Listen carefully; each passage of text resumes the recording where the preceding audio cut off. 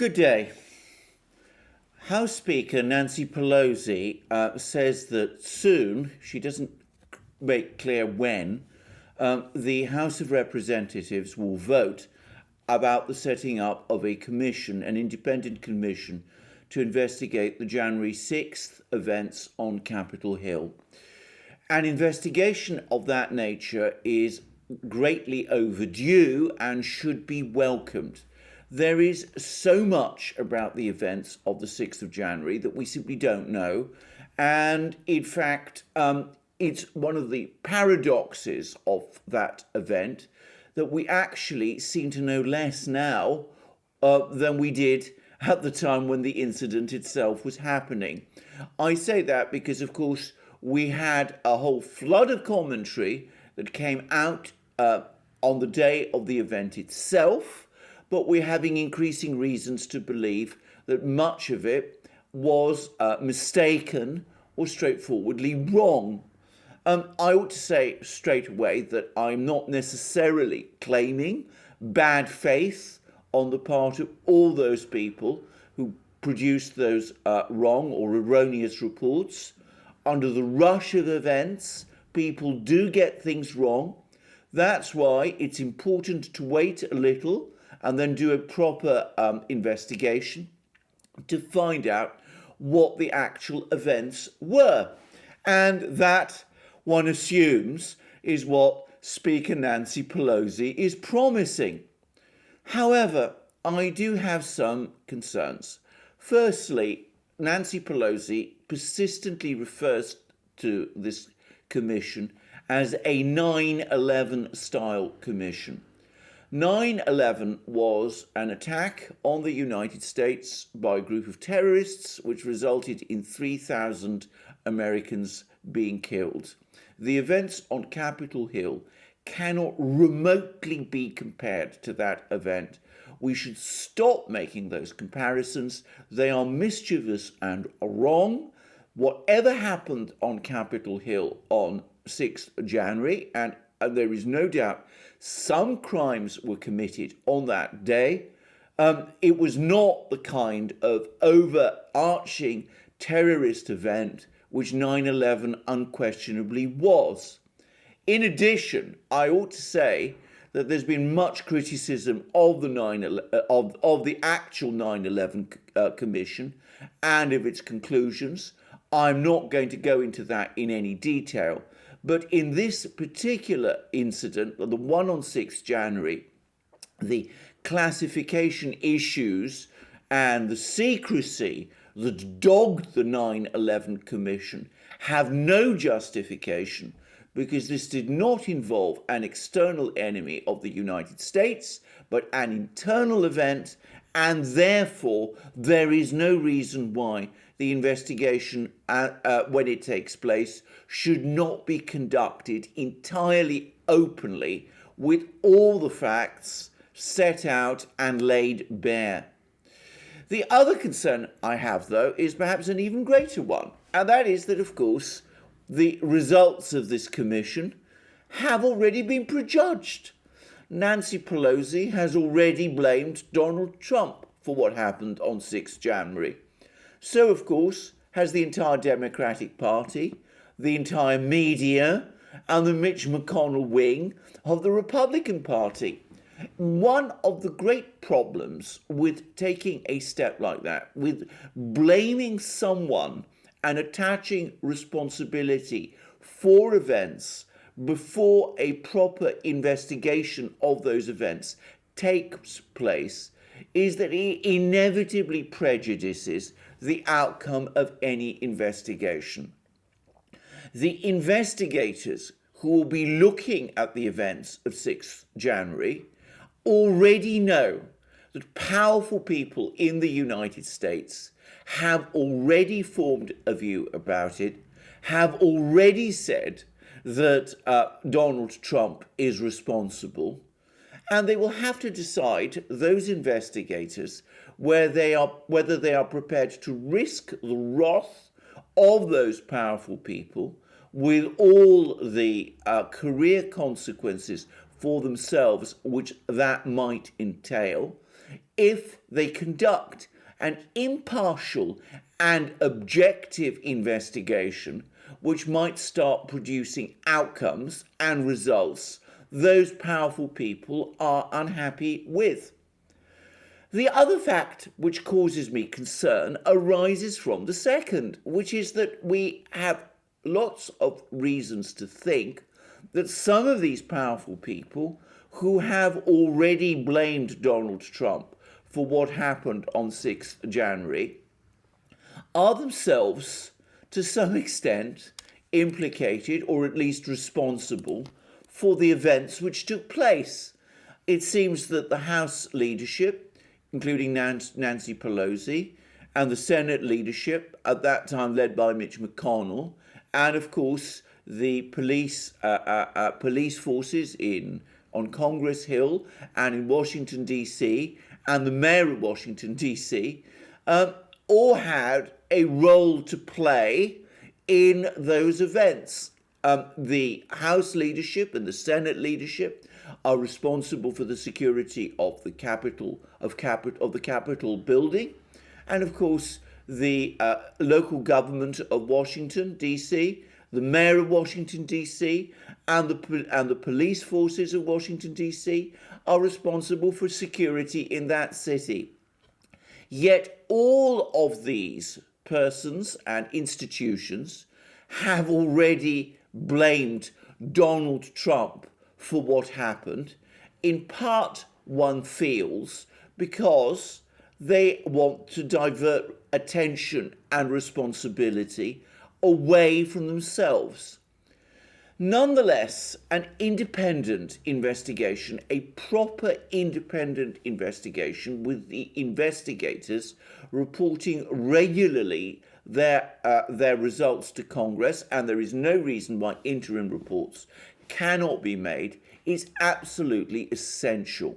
Already we're seeing a veil of secrecy being drawn on the events which took place on 6th January.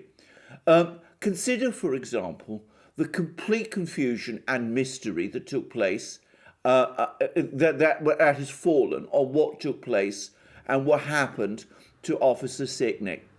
On the day itself, there were reports published in the New York Times and, by the way, accepted and believed by many people, including myself, that Officer Sicknick had been killed as a result of an attack on him with a fire extinguisher.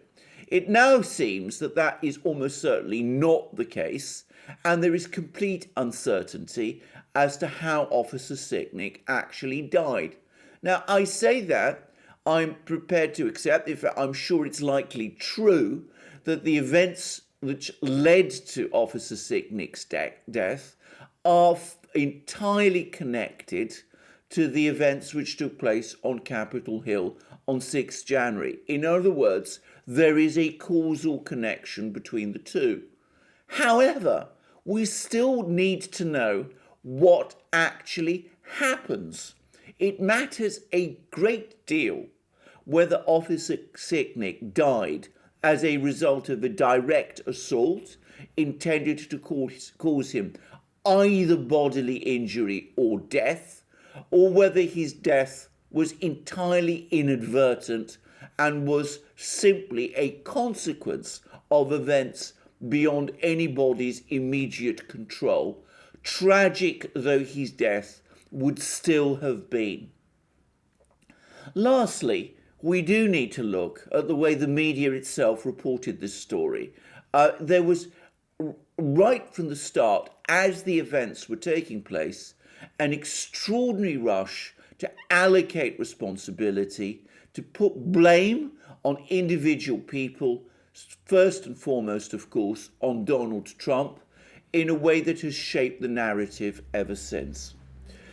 Lastly, I have to make one obvious and straightforward point.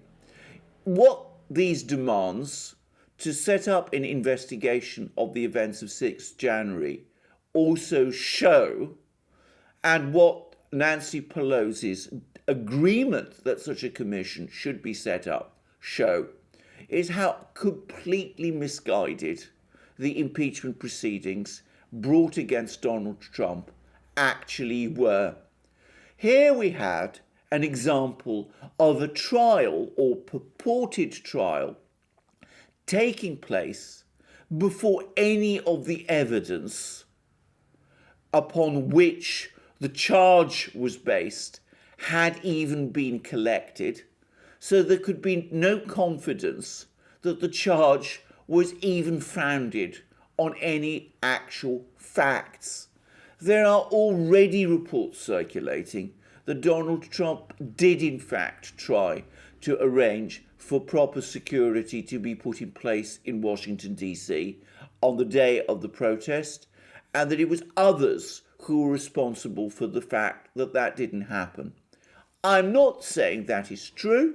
Perhaps when we know the facts, we will know more clearly that what took place, and it will be clear then that Donald Trump did share part of the blame. But as of this moment in time, I don't think anyone can say it. In any event, the detail of this commission or purported commission is what matters. It is the makeup of this commission, whether it is going to be undertaken transparently, the proper oversight role of Congress, and also who is allowed to participate in that oversight role, which now matters. When the first impeachment of Donald Trump took place a year ago, the one that related to the Zelensky Trump telephone call, it was extraordinary and striking how the House committees which undertook the investigations, which were headed by Adam Schiff, essentially froze out Republicans from all the oversight and investigatory functions. If the same thing takes place this time, then the results of any commission of inquiry or investigation into the events of 6 January will not be worth the paper they are written on. They will be seen to be partial and intended purely to benefit one party in this in the political divide that we see in the United States now. In summary, we desperately, urgently need a proper, impartial, transparent, properly accountable investigation of the events of 6 January. Moreover, that investigation should not take very long, and it can be conducted in a way that does not cut across the various actual criminal investigations and prosecutions which are already underway. Indeed, we need to put the idea of prosecuting Donald Trump himself to one side, regardless of the fact that, in my opinion, in addition to the fact that, in my opinion, there is no criminal case to be made against him until this inquiry has this inquiry that's been discussed has seen its course through.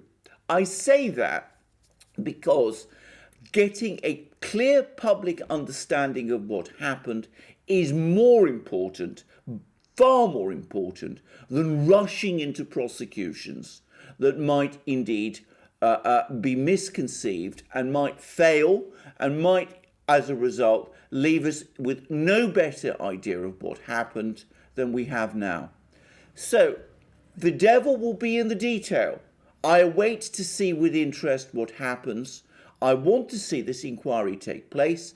I think for the purposes of peace in the United States, such an inquiry is urgent and needed, but unfortunately, I have no trust and faith that that inquiry will be set up and will be conducted in a proper, good faith way. We shall see.